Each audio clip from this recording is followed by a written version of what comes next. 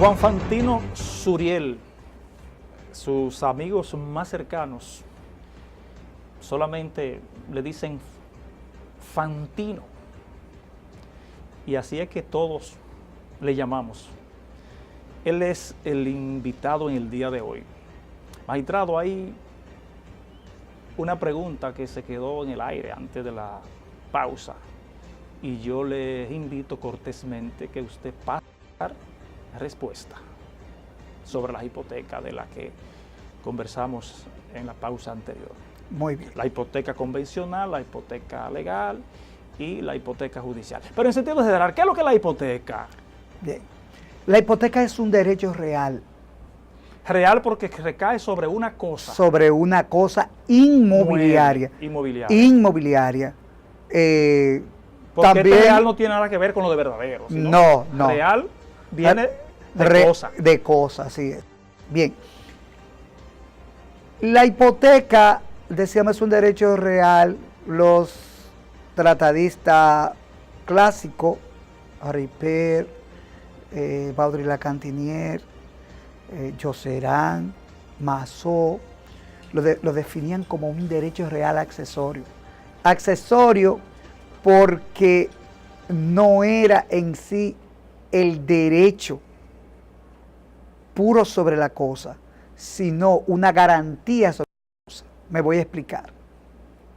La hipoteca consiste en una garantía que el deudor o un tercero da u otorga al acreedor para el caso en que, si no puede cumplir la obligación de pago, el acreedor pueda cobrarse, pueda perseguir la cosa que se dé en garantía y pedir la venta judicial a través de un procedimiento especial que se denomina embargo inmobiliario. Hay dos cosas importantes que debemos precisar. Número uno, ¿cómo se hacen las hipotecas? Los romanos decían, verba vola cripta magna, las palabras se las lleva el viento y lo escrito, escrito está. Obviamente que eso se dijo antes de Jesucristo. Sí. Por lo tanto, ya ese es un criterio que ha quedado considerablemente lacerado. Por ejemplo, tú y yo estamos hablando aquí ahora en televisión, no se está escribiendo, sin embargo, eso queda grabado y no se necesita de la escritura. Pero aún en nuestro derecho es necesario que conste la obligación de aquella persona que entrega un inmueble en garantía. Y entonces eso se hace por un contrato al que se le denomina contrato de hipoteca. El contrato de hipoteca consiste en el escrito que debe hacer el deudor por el cual se compromete a poner la cosa en garantía en provecho del acreedor. En ella tiene que designarse claramente la cosa que se está dando en garantía. Y tú dirás, está claro que si es una casa, esa casa. No. Es que es posible que el deudor tenga otras casas u otros inmuebles. Y si tú dices una casa, el acreedor podrá entonces perseguir la casa que él quiere.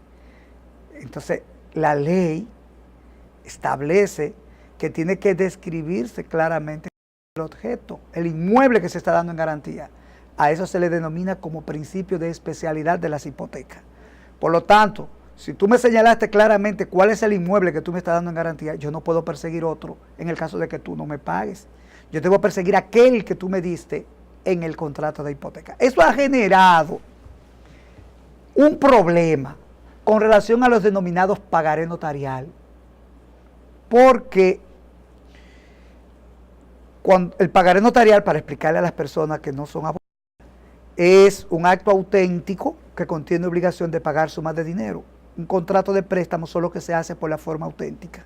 Que comúnmente, perdón magistrado, los abogados, en aras de defender los intereses de su cliente, le colocan ahí alguna cláusula a ese acto auténtico, acto notarial, donde se establece que el deudor compromete sus bienes presentes y futuros. Cuando usted decía ahorita por el principio de especialidad, es decir, si yo estoy dando en mi casa en garantía para el cumplimiento de ese crédito, entonces no podrían embargarme otro bien inmueble que yo no haya consignado en esa hipoteca. A eso se refiere. Así es. Por lo tanto, como en el pagaré notarial no se ha especificado qué bien yo te estoy dando, tú no puedes venir a coger un bien porque tú y yo no hemos constituido hipoteca por ese contrato. Yo lo que te he prestado es un dinero. Y ese dinero no está resguardado por una garantía de hipoteca, sino que está resguardado por una garantía general de conformidad con los artículos 2092 y 2093 del Código Civil, dado a que los bienes del deudor son la prenda común de los acreedores quirografarios. Acreedores quirografarios son los acreedores que no tienen ninguna garantía. Por lo tanto, el Código Civil, te voy a señalar, te establece únicas hipotecas que existen y no pueden haber otra, porque el código también, el legislador se encargó de decir que no podían haber otras hipotecas que no fueran esas. Te va a decir que son las siguientes.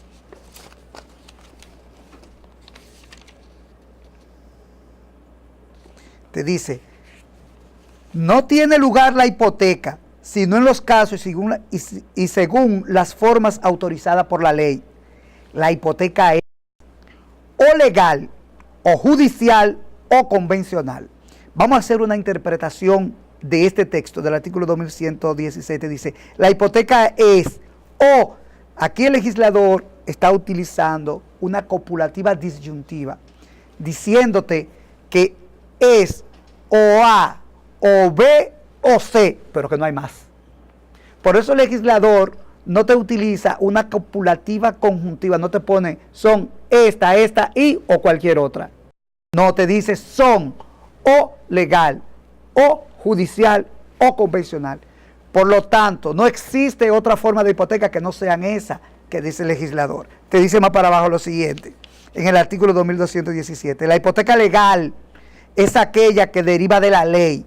La hipoteca judicial es la que resulta de la sentencia o títulos o actos judiciales, y la convencional es la que depende de los convenios de la forma exterior de los actos y contratos.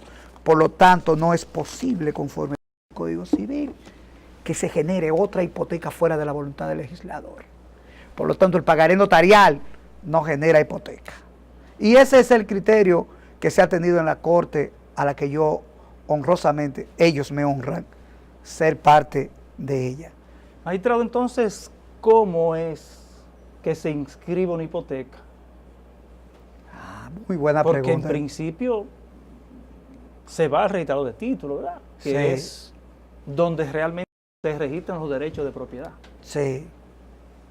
Pero existe la figura del conservador de hipoteca también, que en el caso, por ejemplo, de Vega, funciona en el ayuntamiento,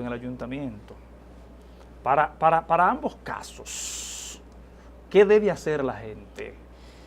Esa es una pregunta excelente, porque me da la oportunidad de explicarle a la sociedad, a las personas, si van a hacer hipoteca, qué deben hacer para que ellos no resulten lesionados o engañados.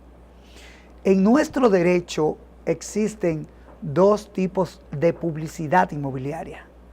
Está la publicidad para los terrenos registrados, que se rige por la ley 108, y existe la publicidad para los terrenos no registrados, que se va a regir por el Código Civil o sistema ministerial.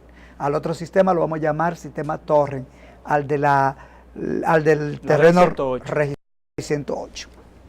Esto significa que cuando tú vas a hacer una hipoteca, tú tienes que dirigirte o al ayuntamiento o tienes que dirigirte al registro de títulos. Al ayuntamiento si el terreno es no registrado, y al registro de títulos si el terreno es registrado. Vamos a parar un poquitito ahí. Sí. Cuando el terreno no es registrado, hay que entender que estamos frente a una eventualidad en que ese terreno no haya sido sometido a ninguna operación catastral, es decir, a un saneamiento, que no haya registro, valga la redundancia, en el registrador de títulos de esa propiedad.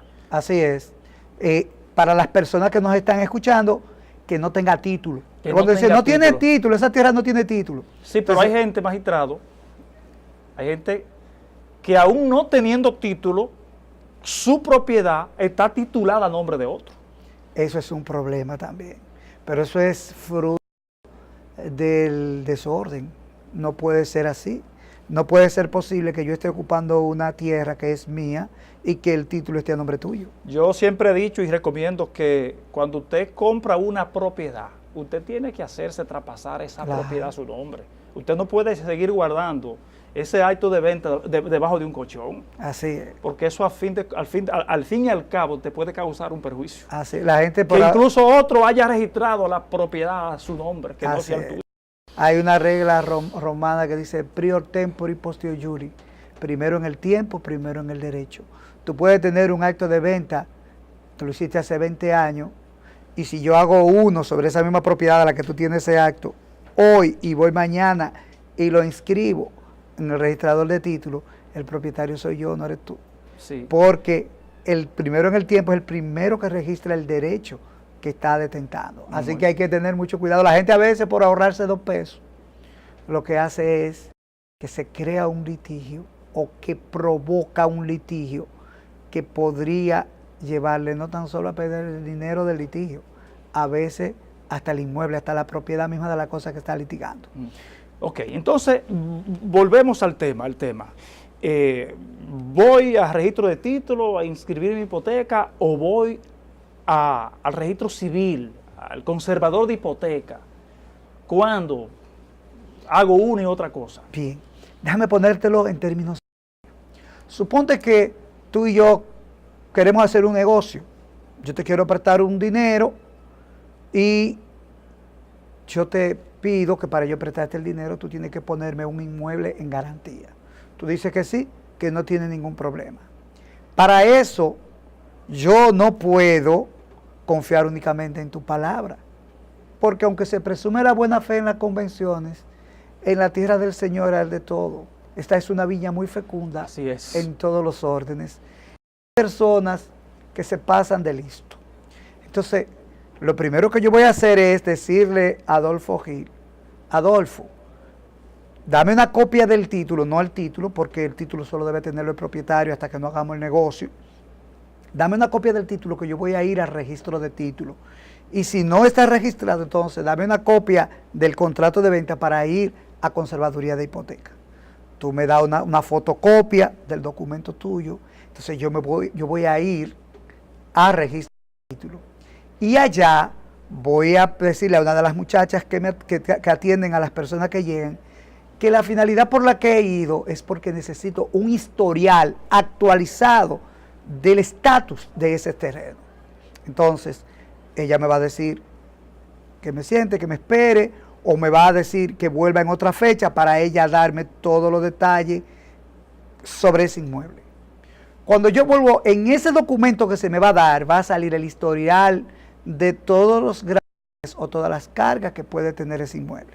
Si yo veo que ya Adolfo Gil ha dado ese inmueble en garantía a otra persona, debo estar consciente de que mi hipoteca va a caer en segundo rango, porque ya hay una que está en primer rango. El rango es la prelación que tiene. Prelación significa preferencia que tiene el que inscribió primero.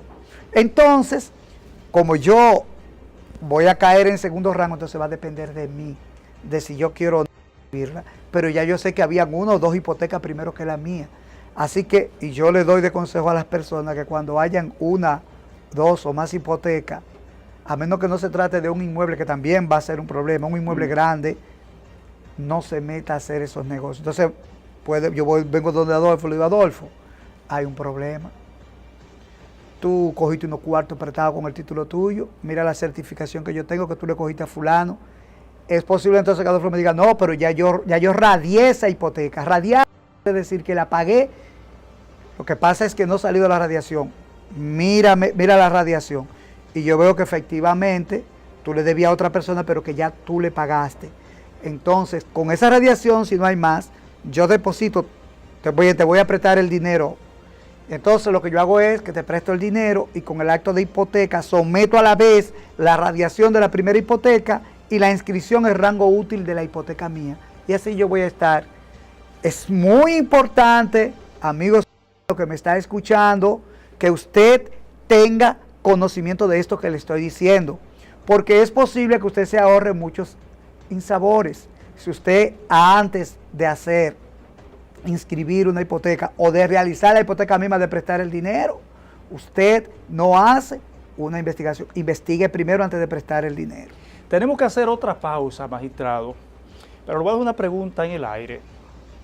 En cuanto al ámbito de las hipotecas legales, tenemos principalmente, y creo que quizás es la que más conocen los abogados, es la hipoteca legal de la mujer casada.